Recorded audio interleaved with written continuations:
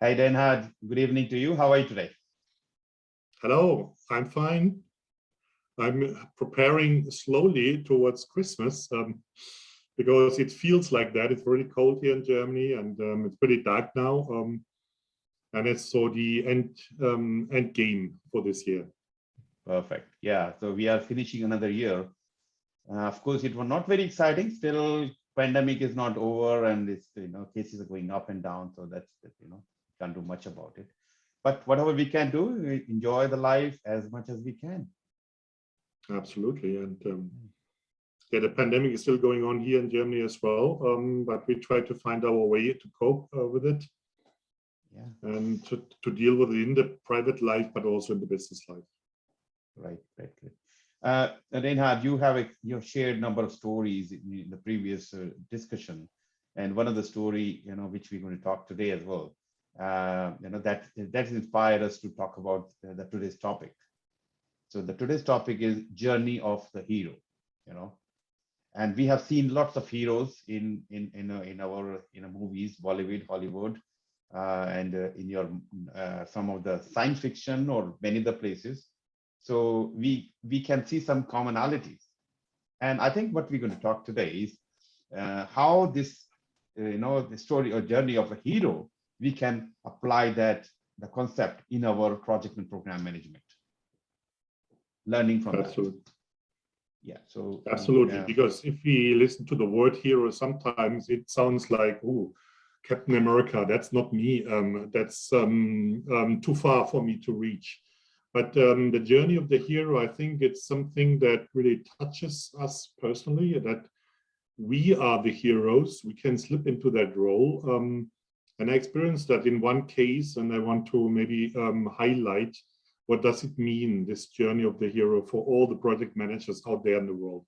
So everybody of them can be a hero. And I think that's a very powerful story. So it is about realizing the potential within. Yes. So as you mentioned, everybody is a hero. It's about realizing, yes, you know what, if he can be hero, I can be hero. And you don't compare yourself with other people because they may have some skills and you may have different skills and you may have better skills in you're better in some areas. So absolutely, you are a hero within yourself, and you're based on your own capabilities and capacities. I think it's not so much important to emphasize the word hero because it has some connotation and so on, but it's about self-confidence. It's also about self-actualization. Yeah.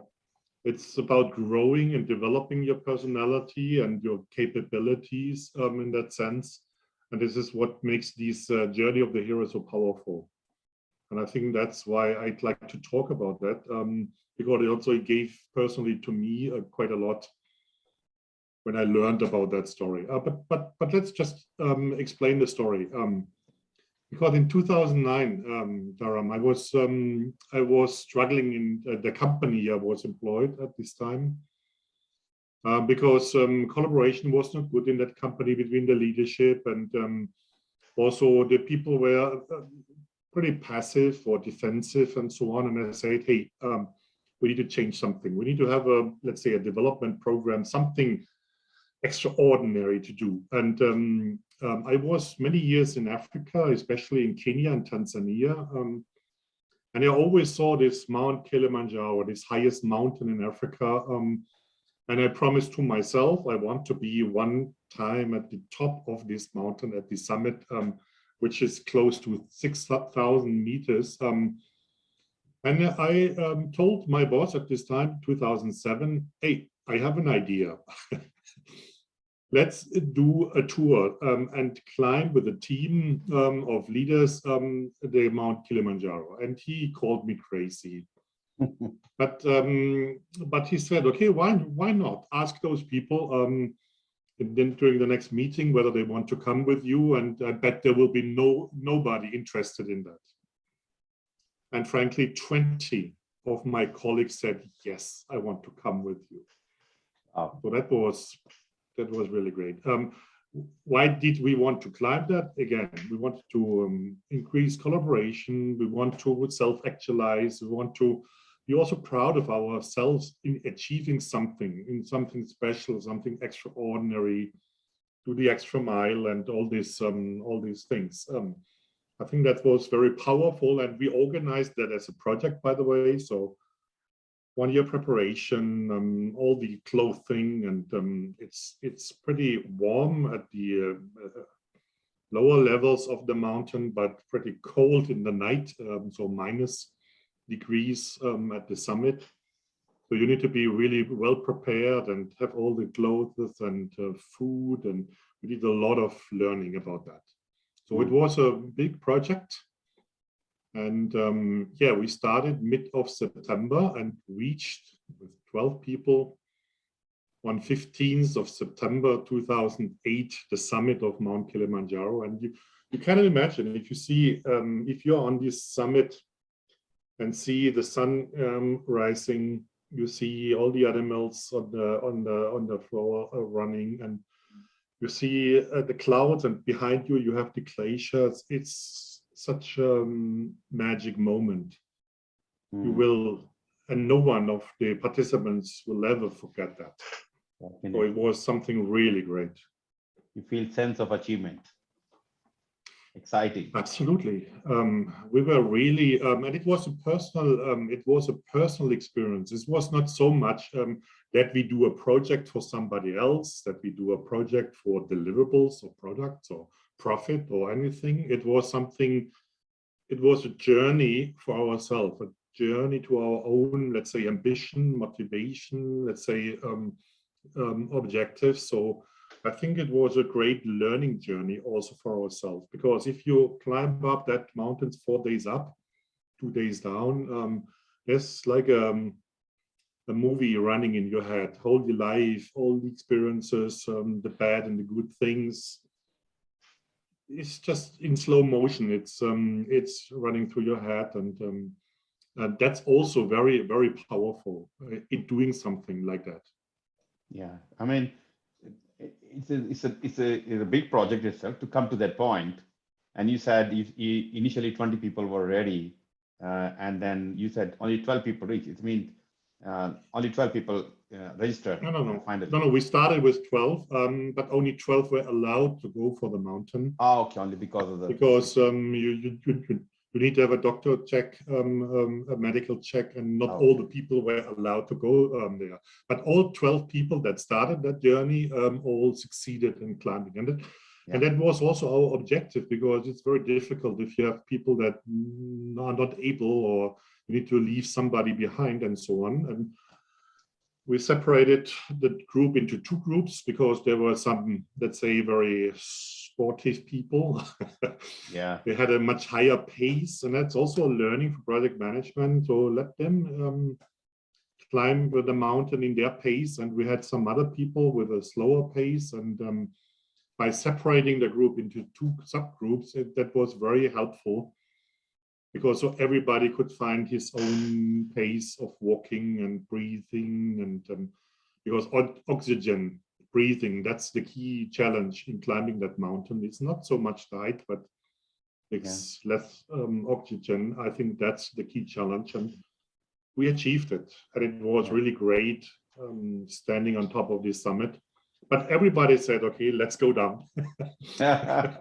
And get the relief from this pressure, and it was it was really a peak.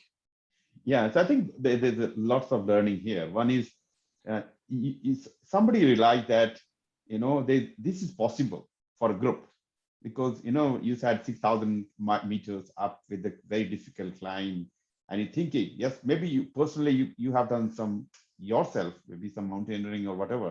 So you may be feeling comfortable.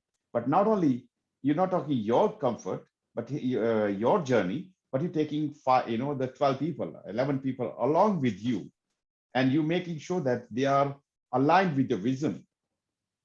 It is currently your vision, and you have to encourage them. You have to make sure that they are also part of a journey, so that they are actually onboarded, and they go all the way to complete the journey, along with your working with them, communication, looking at the strengths and weaknesses, and supporting each other, boundings, all happening in the journey. Absolutely, especially supporting each other. I think that's very important. So it starts with the equipment, because not everybody had the perfect equipment with him or her. So we shared equipment or helped each other. It was also carrying the backpack. Yeah. We had some stronger people. We had some ladies also not capable of carrying all that stuff. We also had guides and people caring about but we cared also in the team. And so it was, I think, a big team effort. Otherwise, it's also very difficult to achieve something like that. Like every project is a team effort, and you need to support. And the role of the project leader in that sense is also very important, giving the vision, giving direction, giving support, helping each other. Also seeing that there are some younger people, sportive people that need a different pace. They would get angry and so on. To split the group in two, I think that helped very significantly to the success of that endeavor. So as a leader, you need to understand the strength and weakness of all of your team members, and you need to align these resources so that you get the best result out of them. And time to time, as a challenging climb, you need to motivate them. You need to excite them. Sometimes you have to listen to them. They are struggling because their problem, medical problem, or some of the problem, personal problems going on with them. So as a project manager, program manager, yes, you're not only driven for the objective, which is important, but you have to make sure the team is staying together and working to the best of their strength and get the expected results. Absolutely. And sometimes as a leader, you need to pull. So you are in front of the group to give direction and also give pace. On the other hand, you need to be in the back and encourage those people. And also the very fast ones, you need to send to the end of the group. So it's playing also with the strength and the weaknesses of the group and trying to synchronize the whole team in a way so that you can have, let's say, a performance that is acceptable to climb that mountain. And that's from a timing. So some people are awake in the morning, some are more fit in the evening. So it's in all regards, you need to try to integrate the team. So integration, that's the key strength of a project leader in that sense. So Reinhard, time to time, we get into some projects, something new, which your organization never done. Not even, many organizations or the competitors never enter into it. Let's say some state-of-the-art technology, and you have no resources to fall back, and you don't have much technology awareness. And that is where this kind of journey is very useful. You have to go there, but taking the team organization with you. Yeah. Yes, and it's a bit like going into the unknown world. That's like exploring. It's like come to your new lands and so on. And that's also something that relates now to that story of this the journey of the hero, because that's in essence what is behind that story. But I need to explain what happened after our success, because that brought me also to learn about that journey of the hero. Because, as I said, 15th of September 2008, we succeeded in climbing that mountain, and we returned, I think, 10 days later back to Germany. But the headquarter, the CEO of that headquarter advised, okay, you are not allowed to share any more these stories and pictures, and we took videos and so on of this story because it was financial crisis. So many organizations were suffering. Our company was not suffering, but they said, okay, it's the wrong message and how to speak about climbing Kilimanjaro in the financial crisis. And that was a huge problem because the whole team was so disappointed. They were really from, wow, we achieved that down to, this is not acceptable. We need to talk about that. And so I, as a project leader, I felt we have a problem. We need to do something about that. And I recall that I met a lady from Berlin. She's from a theater, and she studied drama. And she's a workshop facilitator to set, let's say, things on a stage. And I talked with her in 2005 or 6, something like that, about the journey of the hero. And I did not know at this point, what does it mean? And she explained at first that there was an author, Joseph Campbell, and he published that book of 1,000 Faces of a Hero, where he, let's say, published stories of heroes throughout the centuries, and extracted the essence of that, let's say, stories of that people, and put that into the journey of the hero. And that is nowadays also, let's say, the storyline of each Hollywood movie. Each, let's say, if you Lord of the Rings, the Odyssey, by the way, is exactly that journey of a hero. So many movies, stories, narratives are, let's say, building on that kind of archaic pattern and story. And we used that to do a workshop with the whole project team that climbed Mount Kilimanjaro to experience again and then better understand what we actually did. But I will show you or guide you through that journey of the hero. But I think it's important to understand that this is, let's say, also scientifically proven. This is a pattern, this is a narrative that is now being used in movies, in theater, in many circumstances, and it can be very easily applied to project management. Yeah, I don't think it's just only movies and theaters. This journey of hero is applicable to almost everybody's life. You may or may not realize that. I mean, of course, you have to take the first step. And if you do dream, if you dare to dream, you will be on that same journey. First thing first, I think first thing people have to understand, you know what, this is my status quo. I'm okay with a 9-to-5 job, and I have a family, I have everything. I don't want to do anything else. Then you stay there. But you realize, hey, if I want to achieve, if I want to start a company, I want to do this, I want to be the prime minister of the country, and so, I have to take a first step. And that's the way the journey starts. You dare to start.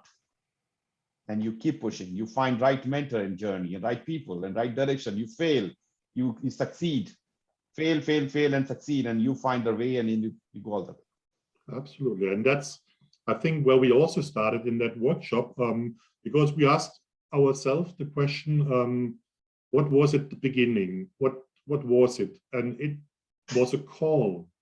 I was calling them with this kind of visionary picture. Imagine you stand on top of this summit of this mountain and see the sun rising, the glacier and the animals. And so that was my vision. Or in the journey of the hero, that's called the call. Somebody's calling. You are still in the known world. You may be also in your comfort zone. You are very comfortable on your sofa, on your couch, and so your first response would be, no. I don't care. So a denial, saying no. Why should I do that? It's so comfortable, and maybe at the end of my life I do something like that. So yeah. That's what a lot of people do. They say, okay, maybe later. So they will never do it. I was the one, and I was not aware in that moment, kind of as a mentor or so. I was anyway a mentor of those leaders at this time. So that the mentor takes you by the hand and says, hey, come on. There's something new, something exciting, something aspirational. Let's do a first step. And you also use that word, do a first step. And I think that first step is very critical. And so in the workshop, we used that, what made you do the first step? What was, let's say, who was the mentor, or what was the mentor doing to to start that journey? Because first all said, yeah, I did not want to go, and so, but finally I did go, and so it was important to understand why actually did we go on that journey, and that's a very critical step. So that's the first phase or stage of that journey. Yeah. So realizing that this is your path, and you take the first step, and you come out of the comfort zone and do something. Yeah. So yeah. So I mean, I like to share my own experience, if that's okay, or you want to talk something. This is the work I was doing with HP. Actually, HP hired me to set up the cloud data center, and that is in 2009-10. I think 2010. At that time, cloud was very, very new. I think IBM has done some work at the time, and some other companies are doing some smaller work. But HP decided that they want to enter into the cloud. And the sales team of the cloud, HP, was very good. They gone out and they sold the cloud technology, cloud data center, to the big players in the very big organization. And especially when there's no cloud setup within HP. They promised that we have data center ready in June of that next year. And we are talking here November.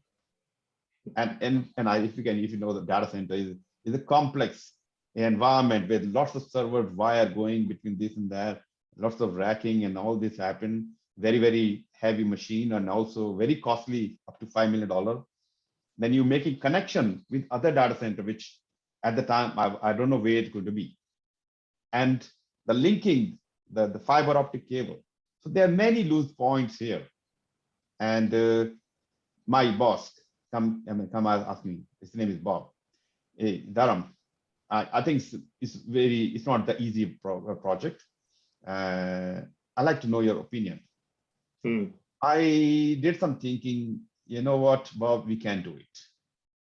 So as long as you don't ask me the project management, that my status report, my schedule, my risk, I love doing that, talking about that. But on this one, we can get it done. But there are a few things I will ask you to take care. And it kind of impossible to get done there. But as you mentioned, vision. I realized that this is possible. I have created in myself and created a picture. Yeah, you know what? We have 7 months to have fully connected 2 data center up and running. And as you mentioned, that you will find right people in journey, right people, and actually this happened in HP. There's a long approval path. If I have to get equipment or purchase order for more than $5 million, I have to go up to second in command. So the whole journey of this getting approval can take up to 6 weeks. Then raising a purchase order, and it's another 4 or 5 weeks, and then it will go to HP Singapore, and they will make the equipment, which can take another 4 weeks, and ship it back another 4 weeks. So you can see the whole life cycle itself from the purchase order or approval to this is already 3 months, or maybe 4 months, and we are talking everything up and running in 6 months. So and I think you already showed the way to the second stage, because we call that now the land of the adventures. Yeah. Because you saw it's a long valley. Some call it the death valley, and there are a lot of examinations. It's exhaustive. And we started also our this second stage in our Kilimanjaro trip with exercising. And that started 1 year before we actually reached the summit. So we had several tours. We walked several 100 kilometers in total.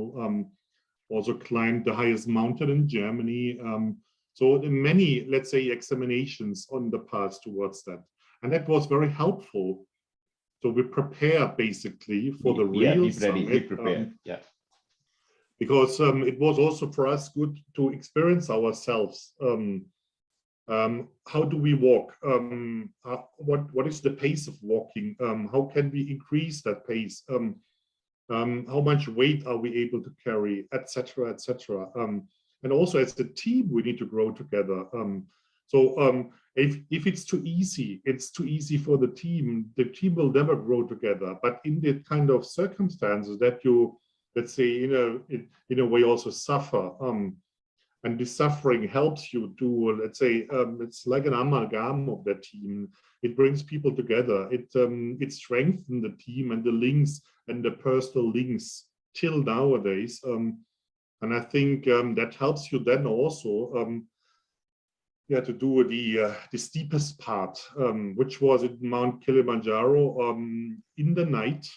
So it was dark. It was very steep, the last 1,000 meters height. It was gravel stuff, climbing in the night. We were all not getting enough oxygen and so on. You can imagine. So many pressures on ourselves. And we were encouraging each other. Come on, you can do it. Do step after step and so on. And I was very fit at this time. So because I was doing ultramarathon and so on. But I always say it's not physical, it's mental. It's mental. And with all this mentality, you can really reach the highest summit. And that helped all of us in that circumstances to really reach the top.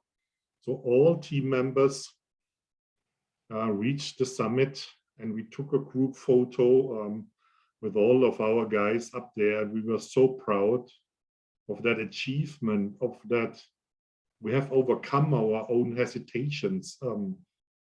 We have done something extraordinary, which we can explain to our kids and grandkids and so on. So that was something I think nobody really imagine how that feels. And it felt a bit like a flow. So it's psychologically also these flow experience where lately deceased Csikszentmihalyi, the philosopher, wrote about this flow experience, and we felt that flow experience, and it's something really extraordinary. And that's the reward. The reward at the end of this stage, of the second stage, that you get this reward of achievement. Exactly. And that's where, you know, the satisfaction comes. You've gone through a journey and you start, and of course there were lots of up and down. And in that journey, you met good people, some mentors, and then you reached to a point where you reached to the peak of the Mount Kilimanjaro, and you see the scenery which you have been creating, a vision created for yourself and the team. Everybody's so happy, they're excited, you feel rewarded. Yeah, this is where you actually forget all the pain you have gone through. That's very, very important. And I do see this kind of realization when people going through some of the certificate program, like a PgMP or PfMP. I mean, there are many certificate programs, but these two certifications are one of the toughest certificate, and it requires a lot of internal, you know, motivation. Yes, I want to do it, and you take a first step and go all the way and get the right mentor, work with them. And yes, there will be up and down. And if you are motivated, committed, you will find your way and get the success. And that success, when you succeed, you find that, you know, you probably see lots of LinkedIn messages. Hey, I passed the exam, one of the most difficult exam. I'm excited to share. And that is the sense of achievement. When you get that, you know, unbelievable. So whether it's climbing the Mount Kilimanjaro, or you know, achieving a particular objective in your life, you know, we can relate, very well relate, whether you're going single-handedly. I mean, sometimes you have to take journey by yourself, or maybe with a team of 12 people, but the motivation of the objective is same. Take the extra step and go all the way and achieve that. And it's also like, if your battery is fully charged, you can do everything. At least you have the feeling we can do everything now. So I've experienced that, and I've achieved that, and everything is possible. And in that workshop then, it was early 2009, we were climbing on chairs and desks and so on. So, and finally 12 people, adult people, were crying in that workshop room because we still felt this achievement still by climbing on chairs and desks and so on and so forth. So, but now the third phase is coming. And if you know the Odyssey, and Odysseus was heading home after all his adventures and so on, the real problem, the real challenge started for him because his kingdom was taken, his wife was taken, friends were killed and so on. So coming back home is the real challenge, because now you have you came from the known world, you conquered the unknown world. Now you're back to the world which is still in the state of how you or where you left them. So the return path, and it was exactly what we felt. We came back in 2008. And our company said, we are not interested to hear that stories. We have different challenges. Okay, our bosses said, you're not allowed to share that story. So we were forbidden to speak about it in public. And that was unbelievable. It was really sad.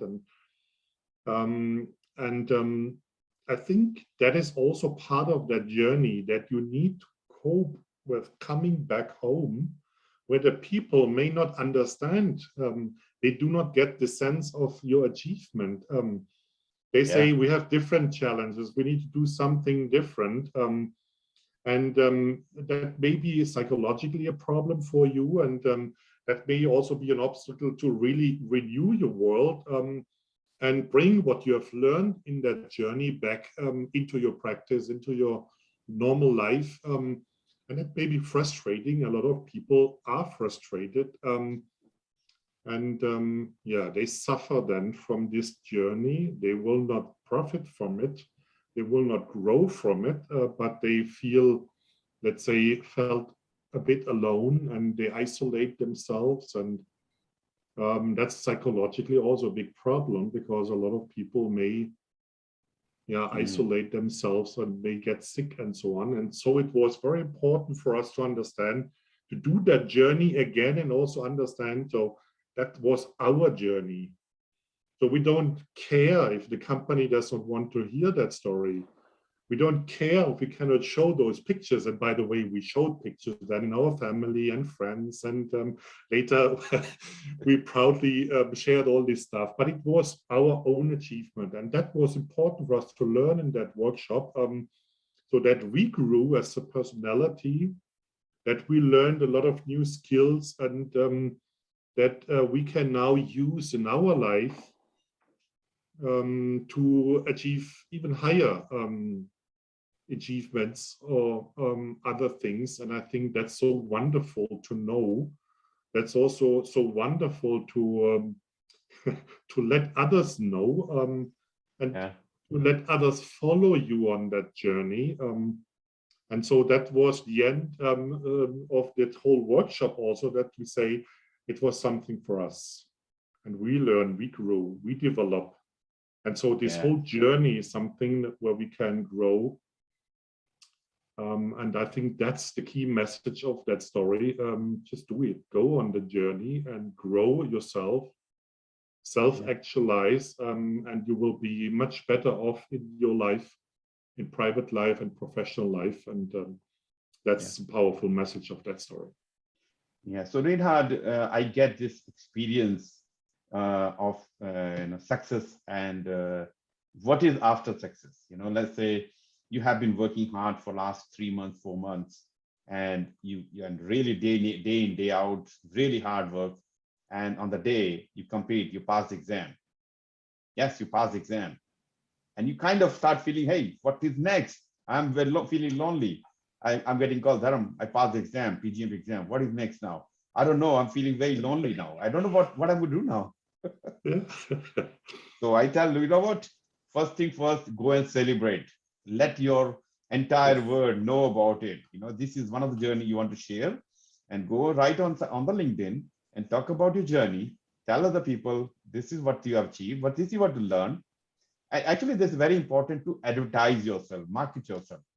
If you have done those summit, if nobody knows, then it's good. You self-realization, self-achievement. But like say PgMP, if you get the certificate, you need to tell everybody else, hey, I am now PgMP, and you should look me as your potential candidate for next career move, or next better job. And people get headhunted because of the sharing, because you're telling the people why this particular certificate or this project or this summit is important and what skills I have developed in this. Because when you go through journey, you're actually developing some skills, and those skills are going to be used by your current employers and your future employees. They need to know about it. Absolutely. And I think there are two learnings out of that story. If you now see that journey as a project, you can immediately translate that story, the journey of the hero, into a project life cycle. As a project leader, you get this call, and typically you need a kick, a push, someone, a mentor, or the sponsor, or whoever that is, helps you to do the first steps. And then, as we all know, in the project life cycle, you have this long valley, an exhaustive path, and then the highest mountain, but also then handover of the deliverables to the service or the operations or whoever is then using it is the very critical phase in that project. So you can just easily translate that.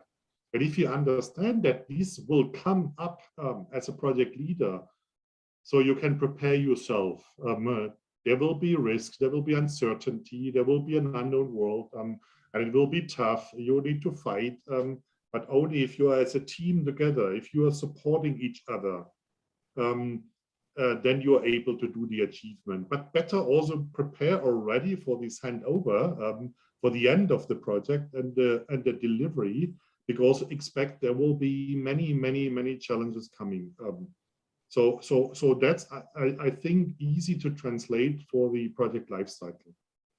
Exactly, absolutely. And any project, small or big, especially a bigger project where lots of unknown, project or program, lots of unknown, and you have a team, they're not familiar, but you need to take them all the way.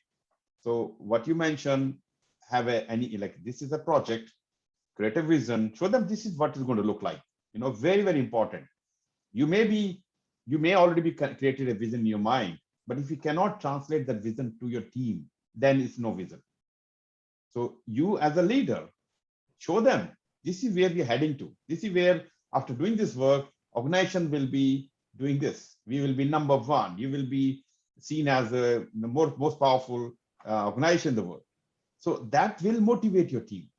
They will put, you're not looking just hard work, you're looking their mind. As you mentioned, you need people who can think very strong mentally. And that is where the power goes together and take your project from here to there in whatever time and the money is required. And you have to believe in that. And organization can support a project leader or a project team in doing that. So as we said in the beginning, there can be a mentor, there can be a coach, whatever it's called. So the organization can help people in that journey to overcome those obstacles, to reflect this journey, to also build strength during that journey and be better prepared for the next journey. So I think if organizations they can support project teams, project leaders by this kind of coaching and mentoring. Yeah, and it's more helpful than just providing trainings on methodology and tools. It is more this, let's say, psychological support that people need because projects and programs are so, let's say, difficult and sometimes exhaustive, and they need support. And so that's with the metaphor of that journey of a hero, mentors and coaches can support project teams on that journey. And I think that's also a second lessons learned. Yeah. So one of the other lessons learned, I think I can see, this is for the mentors, the guide, or whoever is coming in your life.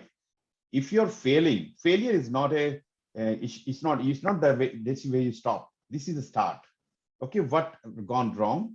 What I'm going to do next to achieve or come out of this hurdle? So as a mentor, you let them fail sometime and encourage them to come out of that. So I would just say, don't use the word fail. It is just on the journey we experience situations. And sure, we were not maybe in the best professional way of dealing with that situation, but that's quite normal. And so failure is not really a category while climbing a mountain. But you always need to be aware of the potential risks. You need to prepare yourself. You need to, let's say, muddle through, try new things out, and so on. I think that's from a mentality or mindset very important, not to think in category of even or using the word of failure. I think that's very important. Exactly. And the problem happens when people overthink. They say, oh yeah, I want to do this, but these are the risks. And I think there's too much, too many risks for me. I don't want to start. Whether it's a personal challenges or project, or program, or certification. And I know people say, Dharam, I really want to do this, but I don't want to fail. I just want to pass. Give me a silver bullet. I just want to pass. Or there's too much involved, too much hard work, and so many there, because they come up with so many excuses. They don't take the first step. And yeah, so the first step is very, very important. And take yourself from the first step to next step and get your journey completed, and get your summit completed with yourself and with your team. Get it done. And there's also a final learning, and I think that's also very important. I think all of you know this team cycle of Tuckman. Yes, Tuckman. Forming, storming, norming, and performing, right? These are the 4 phases. Exactly. But there's a 5th phase. Nobody really talks about that phase. And that's also very much related to that journey of the hero. And this is why we did this workshop at the end of this trip. And this journey is called, this phase is called Adjourning. Adjourning. Yeah. And it means that at the end, we do a lot at the beginning with the kickoff and or whatever we do at the kickoff, but nobody cares at the end. I think the end of the project is so important for the psychological condition of the team members, and so on. Exactly what you said. We need to celebrate. Yes. We need to reflect. We need to review what was that journey. And this is exactly what we did in this workshop. And it's very emotional. Also give space to that emotion and celebrate that, renew that, and also capture what you have just learned, and also celebrate that saying goodbye to each other, because that's very emotional, because you will not see each other in that same composition of the team. And also my team, we were not able to see each other in the same team setup. Yeah. So it is also important to close it in that psychological or emotional way, because then you can say, okay, mission accomplished. Otherwise, there's some loose ends. Something is still where you think, oh, it was not so good because there's still something missing. You don't maybe know exactly what it is, but something is missing. And so this adjourning phase of this team cycle, or this is also one of the most important phases that you should celebrate and really do. Oh, definitely. This is, and of course, the way we initiate, we get to plan and do the work. We come to the conclusion. We've done everything what we have done. And then one of the most important things is celebration. You should feel accomplished. You should know that, yes, you've done something which was kind of impossible when you started, And now we look back, hey, the 6,000 meters, nothing now. We all came here and we done it. And you celebrate and tell other people and also say goodbye and take another project. Go for the new journey. That's very powerful. So this journey of the hero really relates to the project life cycle. Yeah. And we should think in that kind of category as a narrative. It's a storyline, storyboard that you can just follow. You can prepare yourself being a project manager, that this kind of journey will happen to you. And we can equip our project managers in these different stages. Some have more than three stages, but I think simply these are the 3 stages that you need to enact. And it's very powerful also as a narrative. Yeah, Reinhard, this was very, very powerful discussion. I learned a lot from this discussion. I'm sure people watching, they have gone through this journey and they're actually relating their project program and their personal life with the journey we talked just now. So I hope people got some learning from this and they are motivated, excited to do something extraordinary in their life, in their project, in their program, and their certification or whatever course they're doing. So once again, thank you very much, Reinhard. It was lovely, lovely talking with you. Thank you. Thank you. All the best. And good journeys. And good journeys. Be a hero of your stories.